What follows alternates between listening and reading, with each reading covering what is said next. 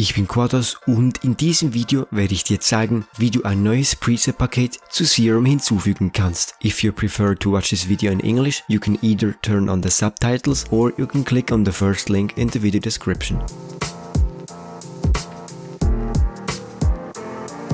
Zuallererst klickst du hier oben unter Menü auf Show Serum Presets Folder. Dann sollte sich bei dir ein Explorer-Fenster öffnen. Die Ordnerstruktur, die du hier siehst, ist genau dieselbe wie in Serum auch. Wenn du nun ein weiteres Fenster mit deinen neuen Presets aufmachst, dann kannst du diese entweder hier vorne reinziehen und dadurch einen neuen Unterordner erstellen. Oder du kannst natürlich auch die einzelnen Presets auf die jeweiligen Ordner verteilen.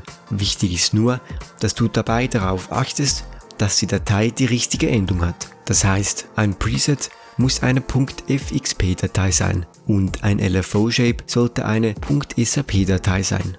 Wenn du wie ich auch noch LFO-Presets hast, dann solltest du diese nicht in den Presets-Ordner ziehen. Um diese zu installieren, musst du einen Ordner zurückgehen und diese in den LFO-Ordner ziehen. Wenn du neue Noises heruntergeladen hast, dann musst du logischerweise auch bei diesen auf die Dateiendung achten und diese in den richtigen Ordner ziehen. Wenn du FL Studio, Logic oder welche DAW du auch immer benutzt, neu gestartet hast, dann sollten die neuen Presets installiert sein.